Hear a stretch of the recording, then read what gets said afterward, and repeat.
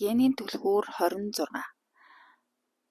Сүүдэр сэхүүн байдал, бэлэг, уран байдал, сэдий үл үзэгдэх байдал. Ариун залдагчид. За генийн түлхүүр 26-гийн хослох түлхүүр нь 45 дахь түлхүүр. Физиолог нь тимус булчирхай. Тимус булчирхай гэдэг нь нөгөө дархлааны системийг хариуцдаг гэсэн. За 26 дахь сүүдэр бол сэхүүн байдал, хүслийг оршоох үе. Таны махан биеийн бүтэц дотор гэрлийг хэрхэн өөртөө шингээх, хадгалах, дамжуулахыг тодорхойлох үүрэгтэй 4 төрлийн химийн код оршдог. Гэрлийн цаграг гэх энэ химийн бүлэг дотор 5, 9, 11, 26 дахь генийн түлхүүрүүд багтдаг бөгөөд хамтдаа генетик детериорийн амин хүчлийг кодолдог.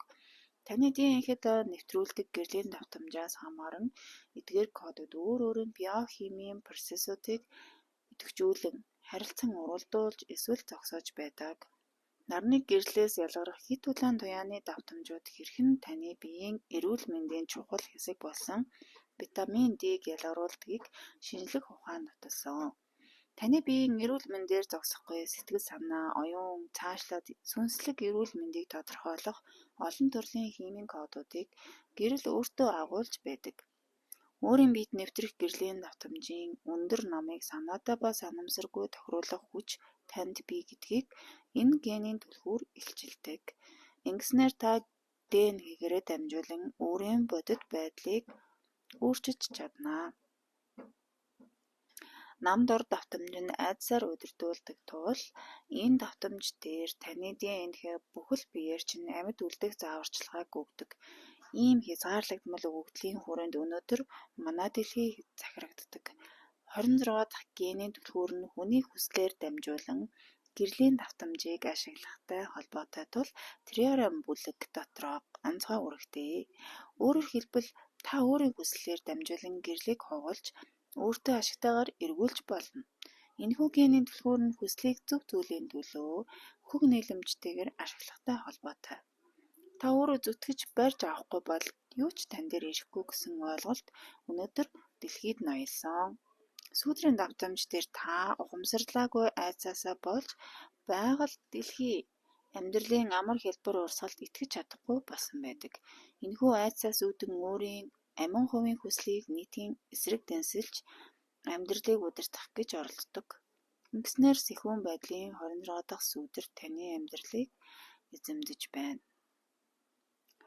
Хүслийн хүч нь угтаа ид шидийн хүч бөгөөд гэрлийн хүчийг эзэмдэн өөрийн бүхэл биеэр үйлдэл, бодол, санаа, үг болгон гаргах ур чадварыг өгдөг. Энэ нь материйн ертөнцид зүүд мөрөөдлийг биелүүлэх түлхүүр. Хэрэв хангалттай хэмжээний хүслийн хүч байвал та юунд ч хүрч чадна. Энэ бол 26 дахь сүүдрийн хил бөгөөд энэ итгэл үнэмшил буруу зүйл гэж үгүй. Энэ бол өндөр давтамжид хүрэх суур гишгүүр. Гэсэн ч хоёр төрлийн хүсэл бий. Нэг нь таны хүсэл буюу төрөгдөл. Харин нөгөө нь урчлан ертөнцийн хүсэл буюу 26 дахь генийн түлхүүрийн өндөр давтамжууд байна. Таны хүсэл бол хүний сэхүүн байдлын суур ба бие хүнийхээ хувьд байгаль дэлхийн хүчийг эргшээж бүгдийн дээр гарч чадна гэсэн итгэл үнэмшил. Энэхүү санаатай сэхүүн байдал бизнесийн ертөнцид өнөөдөр ноёлон цэцгэлсэн. Бүхэл орчин үеийн бизнесүүд бие хүний хүслийн хүчээр тулгуурлан боссон байдаг. Хэрэв та 26 дахь сүүдрээр хөтлөгдвөл бусдын нэгэн адил амин хувийн хошиг хонжоо нэр хүндийнхээ төлөө өөрийн хүсэл эрмэлзлийг ашиглана. Бизнесийн ертөнцийн оргилд гарахын тулд та санаатай эсвэл санамсаргүйгээр бусдыг доош татаж унгахаас өөр аргагүй байдагтай энэ нь адилхан. 26 дахь сүүдэр нэг ч хором амардаггүй учраас түүнийг бие хүн дээрээ мэдрэхэд амархан. 26 дахь сүүдрийн эрчим энерги нөлөөг хамгийн түгээмэл илэрхийлдэг үг бол эго. Сүнслэг хүрээллүүд эгог хүний дээд төлөвийн дайсан гэх боловч 26 дахь бэлгийг илүү гүн гүзгээс судлах тусам эгод хүртэл илүү агуу зорилго байдгийг ухаарна. Та өөрийгөө айдаст бүрэн эзэмдүүлэхийг зөвшөөрсөн үедээ ДНХ-д бусдыг болон эргэн тойрондоо өөрийн эгогоор дамжуулан хяналт тогтоож удирдах зааварчилгаа өгч байгаа хэрэг. Ингэж та өөрийгөө эргэн тойрны хүмүүс орчноосоо бүрэн тусгаарлана. Сүүдрийн давтамж дээр амьдралдаа амжилт аюулгүй байдлыг тогтоох цор ганц арга зам нь энэ. Иймд 26 дахь генийн дэлгүүр нь таныг эргэн тойрныхоо нэгэн адилаар өрсөлдөөний шат руу мацахыг чиглүүлдэг. За тэгэхээр 26 дахь генийн дэлгүүрийн сүүдэр эго хамгийн илэрхийлдэг түгээмэл үг нь л эго байдаг гэж. Эгод удирдуулаад буюу одоо айдастай бүрэн эзэмдүүлэх юм бол тухайн ДНХ-д бусдыг эргэн тойронд өөрийн эгоор дамжуулан хяналт тогтоож гэхээр одоо нэг хүмүүсийг хянаж удирдах заавар өгч одоо энэ сүүдэр нь хэрэгждэг юм байна. Тэгээд ингэснээрээ та өөрийгөө эргэн тойрны хүмүүс орчноосоо бүрэн тусгаарладаг гэж. Орчин үед шатлан захирах ёс өрсөлдөөн эго зэрэг нь энгийн бөгөөд эрүүл зүйл гэх нь түгээмэл. Гэсэн ч энэ дэлхий дээрх эрүүл гэсэн тодорхойлолт маш хязгаарлагдмал билээ. Жинхэнэ эрүүл мэнд гэдэг таны дотоод оршихуй амьдралын тодорхойгүй мөн чанарыг бүрэн хүлээн зөвшөөрөхөөс ирдэг. 26 дахь генийн түлхүүр нь дархлааны системийн гол хэсэг болох тимус булчирхайн үйл ажиллагаатай хүчтэй холбоотой. Та альва зүйлийг үнэхээр хүсэж чадвал бүтээж чадна гэж нийгмийн суурь сургаалууд тайлцдаг. Энэ ойлголт дээр амьдралаа байгуулбал 26 дахь сүүдэр таны дархлааны хариу үйлдэлийг аажмаар үгүй хийж өсөн нэмэгдэх стресс, хөгшрөлт, сул дорой дархлаанаас үүдэлтэй олон төрлийн асуудал өвчлийг авчирдаг. Та альва зүйлийг үнэхээр хүсэж чадвал бүтээж чадна гэсэн ийм сургаалыг дагаад ах юм бол энэ өвчин асуудлууд үүсэх нэ. Та амьдралыг өөрийн хүслээр явуулах гэж хүчилбэл зорилгодоо хүрч чадахч төлөөс нь юу байх бол? Байгаль дэлхийн эсрэг тэмцэлдээ өөрийн жинхэнэ аз жаргалыг үгүйсгэж стресс донтох донтолтоор аз жаргалаа солино. 26 дахь сүүдэр илэрсэн хүмүүс нэг хоромч болов зүгээр сууж амарч чаддаггүй. Харин та дотоод ертөнцийнхөө гүн рүү амьдвал ДНХ дотроо нуугдах амжилт, аюулгүй байдлын бусад загвар модулуудыг олох учиртай. Дотоод руугаа л амьдах хэрэгтэй байна. Эдгээр загваруудыг дэлхий дээрх олон хүмүүс орчин цагийн бодит байдлаас хол бодит хэмээн гэж хүлээн зөвшөөрч чаддаггүй. Эдгээр дээд түвшний загварууд таны ДНХ дотор гэрлийн спектрийн өндөр давтамжуудыг хүртэж идэвхжих өдрөө хүлээн оршдог. 26 дахь генийн дэлгүүрийн өндөр давтамжууд дээр бүх төрөл зүйлийн цаг хугацаа, орон зайгаар холбох квант хэлхээний нууц замууд оршдог. Гэрлийн цагираг дотор 5 дахь генийн дэлгүүр хүний биеийн биохимиклийг нийт октрогон давтамж хэмжээтэй нэг хөг нийлэмжтэй болгодог бол 26 дахь генийн дэлгүүр матриц доторх дүт замуудыг олоход тусалдаг. Ийм дүт замууд буюу хар нүхнүүд нь өндөр давтамж дээр хүн төрөлхтөнд материйн давхаргын энгийн хууль дүрмүүдийг эвдэх боломжийг олгодог. Харин сүүдрийн давтамж дээр танд ямар ч дүт зам олдохгүй бөгөөд хүсснээ авъя гэвэл зөвхөн өөрийн хар хүчээ ашиглахаас өөр замгүй байна. 26 дахь сүүдрийн философи нь хүн бүр өөрийгөө даах ёстой гэсэн ойлголт дээр суурилдаг. Ийм систем дотор хүн үргэлж хожигдно. Бид энэ давтамжийг 26 дахь генийн түлхүүрийн хослох програм болох дарангуйллын 45 дахь генийн түлхүүрээс ажиглаж болно. Өмнө харсанчлан 26 дахь сүүдэр нь эго ба сэхүүн байдалтай холбоотой. Хүчгүй сул дорой харагдах айдас нь энэ сүүдрийн далд орших айдсуудын нэг. Хүчгүй сул дорой харагдахаас айсандаа маш их эготой болж хүмүүсийг захирч тушааж одоо өөрийнхөө удирдлаганд оруулахыг хүсдэг байх нэ. Үүний цаана бол хүчгүй сул дорой харагдах айдас байдаг байх нь. Намайг хинч биш гэж бодчихгүй тий гэсэн айдас байх нь шүү дээ. Энэ сүүдэр амжилттай, өөртөө итгэлтэй, имижтэй харагдахад бүх анхаарлаа зориулдаг. Энэ генийн түлхүүр нам давтамж дээр идэвхжвэл хүнд үүссэн дүр төрхөө хамгаалах хүслийг өдөөж хүслийнхээ хүчээр өөрийгөө бусдаас илүү бусдын дээр гэдгийг баталгаажуулах аюулгүй мэдрэмж рүү хөтөлдөг. Энэ нь цаанаа хүнд өрлөгтний эсэр шуун айдас юм. Та эготой хорвоо дэлхийтэй өөрийгөө уях тусам эсэр шуун айдас давтаж тэр таныг улам доош татна. Эсэр шуун гэдэг чи одоо хинч биш болох энэ хорвоогоос арчигдах гэсэн үг үстэй. Өнгөрсөн амьдралаа харуул хэр олон хүнийг яснараа энэ хүрснээ санах. 26 дахь генийн түлхүүр дотор ямар ч хүч хөдөлмөргүйгээр олж авах ид шид оршдогч хүн өөрийн хүсэл эрмэлзлийн хүчгүйгээр хааж хүрэхгүй гэсэн хурамч уужиг тгэл үнэмшлээс болж хүн түүнд хүрч чаддаггүй нь харамсалтай.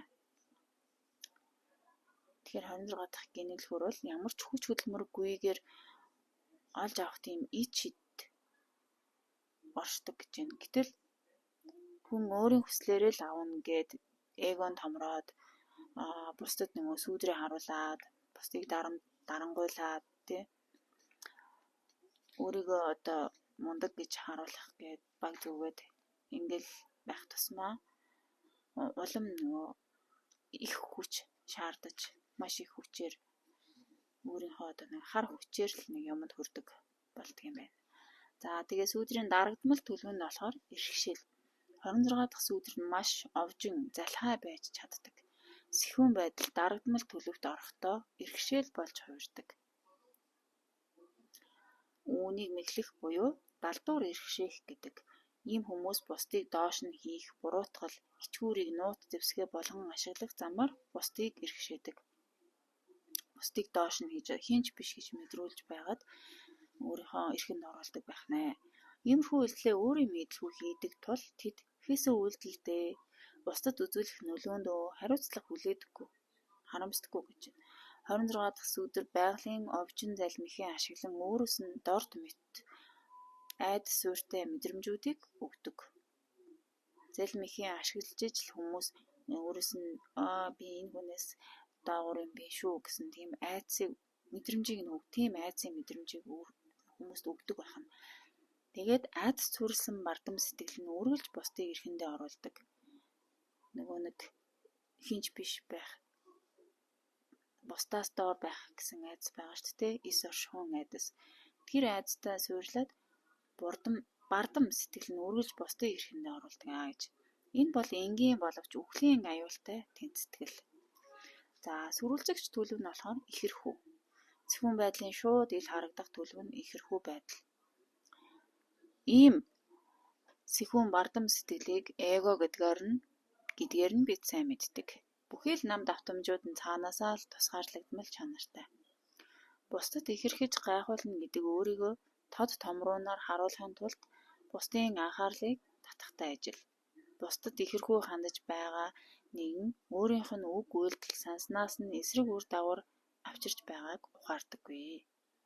Бусдад ихэрхээд одоо өөрийгөө гайхуулаад байгаа нь бол одоо өөрийнх нь бодож байгаас нь жал эсрэг үр дагаврыг авчирдаг байх нь шүү дээ. Бусад санаатай болон санамсаргүйгээр ихэрхэх нь олон арга зам бий. Хамгийн илэрхий ойлгомжтой нь бол өөрийн эд баялаг, эрх мэдэл, эд хөрөнгөө гайхуулах.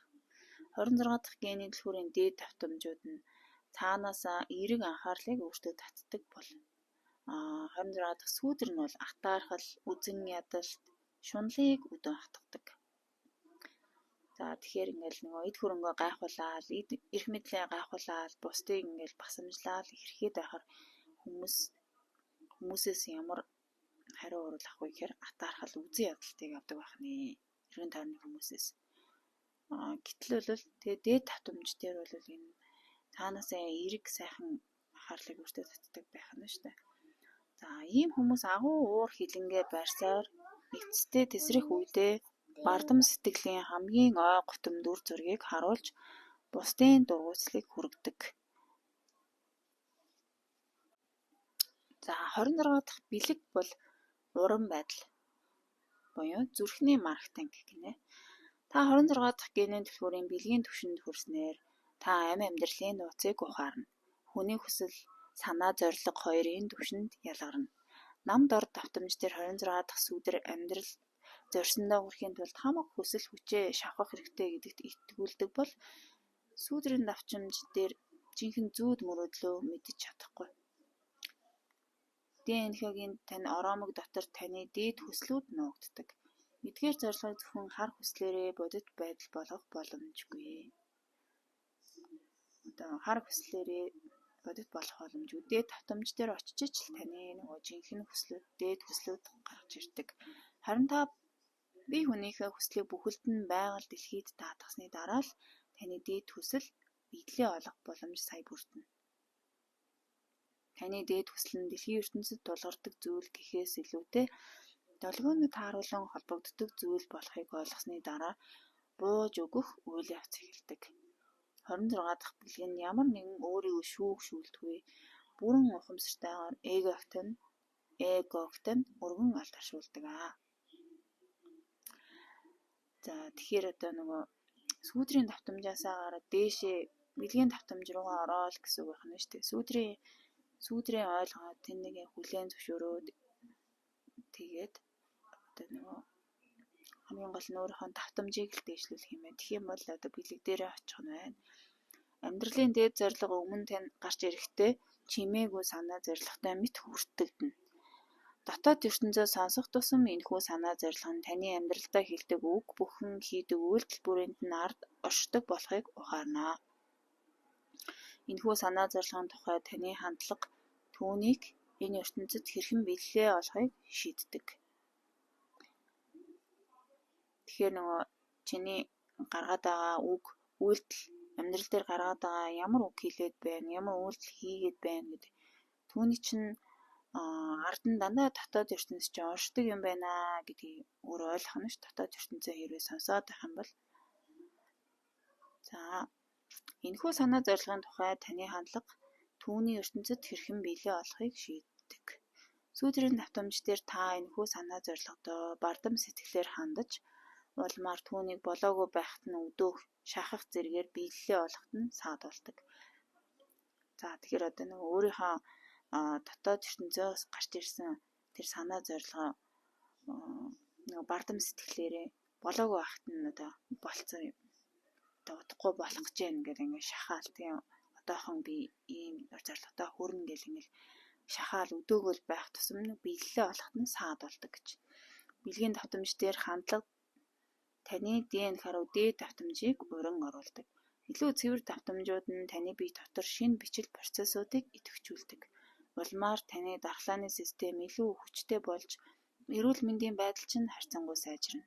26 дахь бэлэг идэвхжсэний дараа таны тимус булчирхай илүү өндөр түвшинд ажиллаж оршихуйд нь сонирхолтой зүйлс тохиолдож эхэлнэ.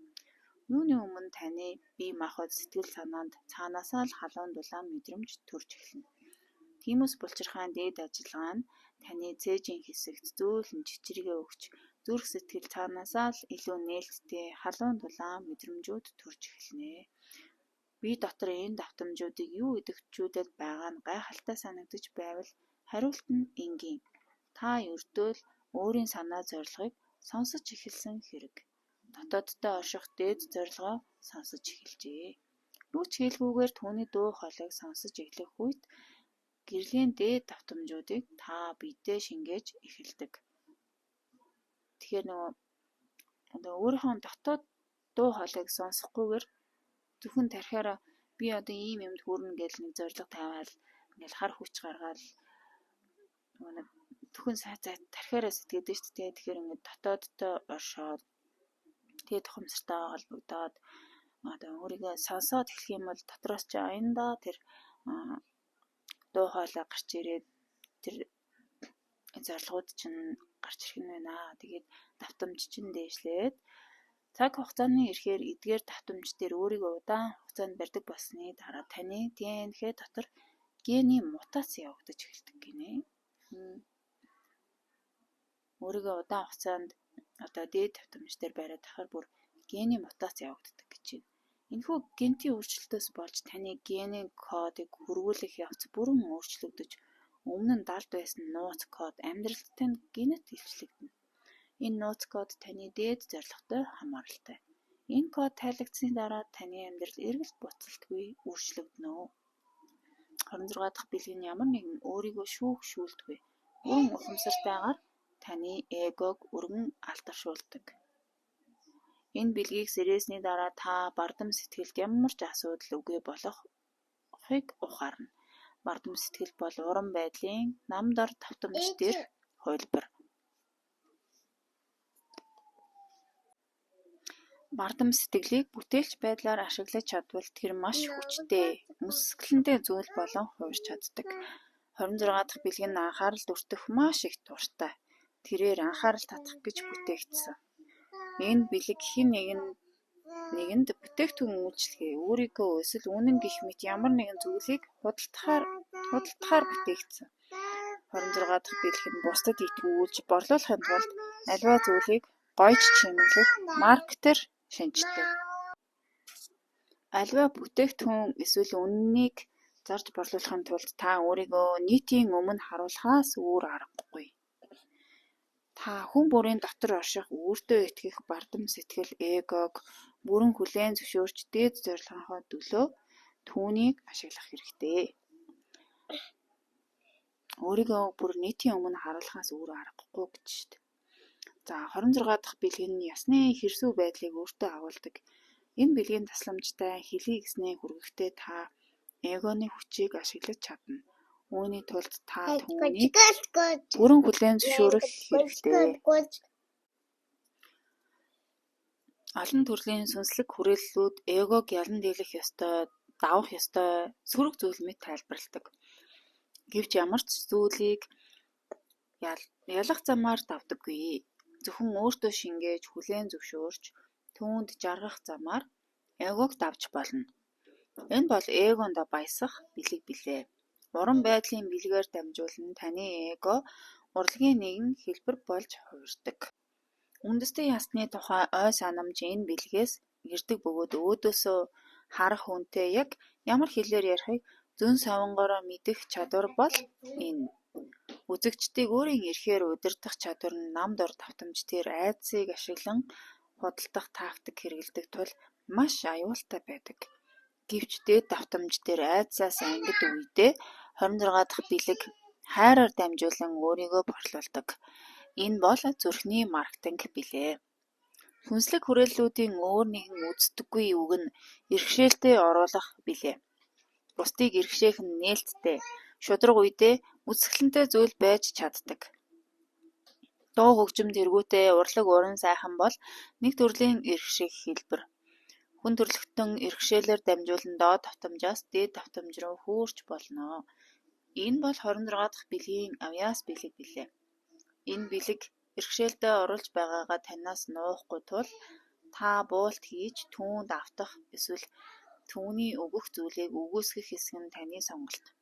Та 26 дахь сүүдрийн давтамж дээрээ байгаа үедээ эго ба амжилт хүлээн зөвшөөрүүлэх, эзэгнэх хүсэлтэй явцсан байдаг. Харин та 26 дахь бэлгийг дамжуулж байгаа үедээ эгоноос ангид байх ба түүнийг тайзан дээр гарахаасаа өмсдөг хувцас мэтээр зүгээр нэг хэрэгсэл гэж харж чаддаг.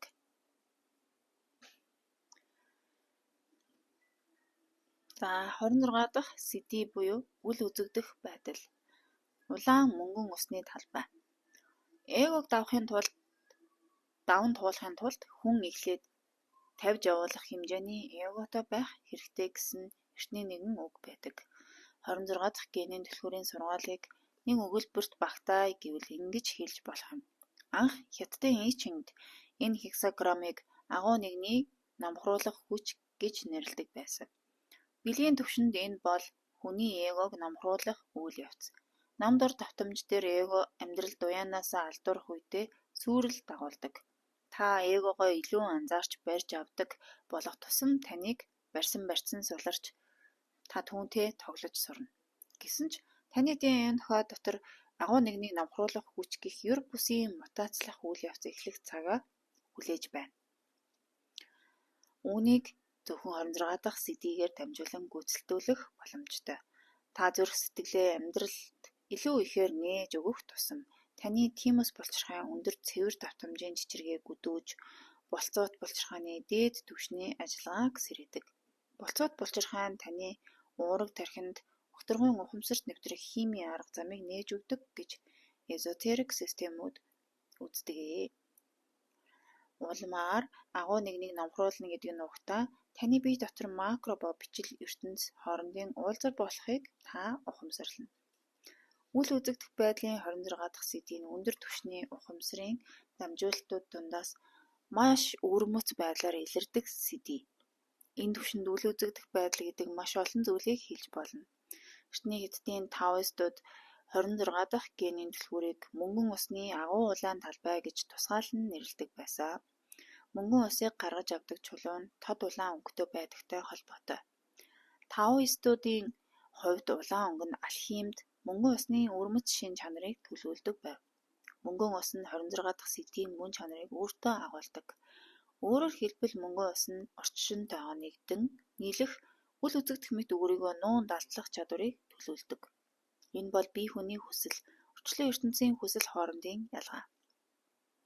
26 дахь сэдийн хувьд бүх хувийн хүсэл устж үгүй болсон байдаг. Утгаргүйн бүх л зүйл нэг хөдөлгөөртэй бурханлаг хүсэлд бүрэн буулт хийснээр бие хүний эгог үл үзэгдэхүйц болгодог. Тэр зөвхөн таны ч бус бүх бие хүний эгог бүрэн үгүй хийдэг. Бүх тоглоом тэр чигтээ нуран ундаг. Энэ сэдийг дамжуулж буй нэгэн аль нэг талд зогсдоггүй. Ийм нэгэн ямар нэгэн ойлголтод баригдахгүй. Хаашаа ч харсан тэр тэнд байх бөгөөд ямар нэгэн зүйл дээр тогтоох гэж оролдох төдийд тэр алга болдог. Үл үзэгдэх байдал гэдгийг ийм агуулгаар оршихуйтай нэг болох гэж ойлгож болно. Мөнгөн усны агуу улаан талбай нь оршихуйн бүх талуудыг хооронд нь холбосон энергийн талбар. Тэр энерги ба матери хоорондоо харилцан сүлэлдэж, дээш доош үйлзэх квант тэнгис ба энэ тэнгисийн дээгүүр давлгаалах оршихуйн наадам билээ.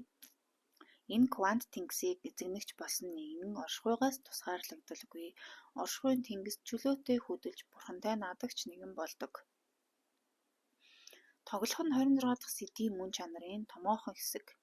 Хүндрэлтэн мэд 64 сэдийн нууцуудыг үргэлж мэдэрсээр ирсэн ч ийм бурханлаг илэрцүүд бидний генийн дотор нууцлагдсан байдаг тухай бодолгүй явсаар ирсэн.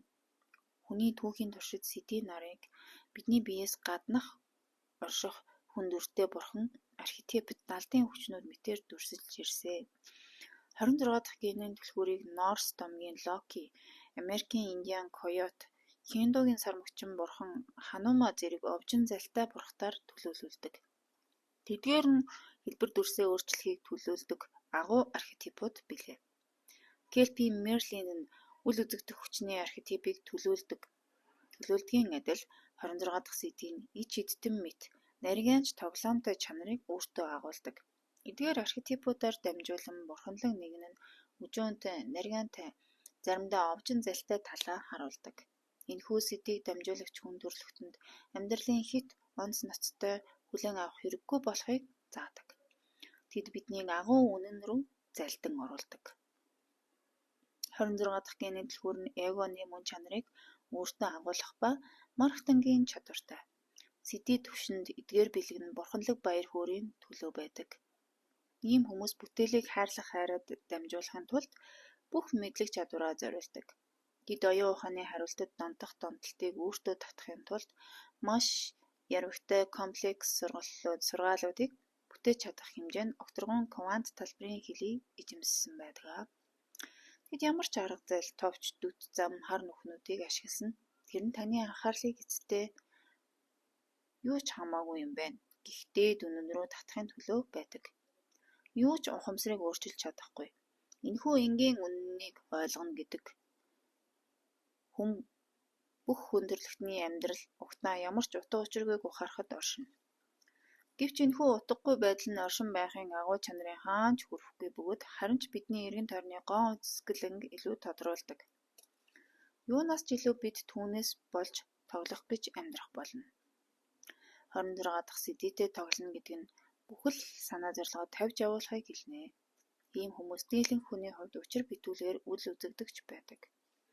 Тэдний хувьд бусад хүмүүс өөрлөө нь юу тусгах нь чухал биш учраас үл үзэгдэгч мэт санагддаг. Тэд хэнийг ч гэгэрүүлэхийг зорддоггүй бөгөөд хиндэж нөлөөлөхийг хүсдэггүй. Тэдэнд үнэхээр ямар ч санаа зорилго үгүй. Товчхондоо тэд оршихуй гэгч механизм доторх сул араашүүдтэй адил юм.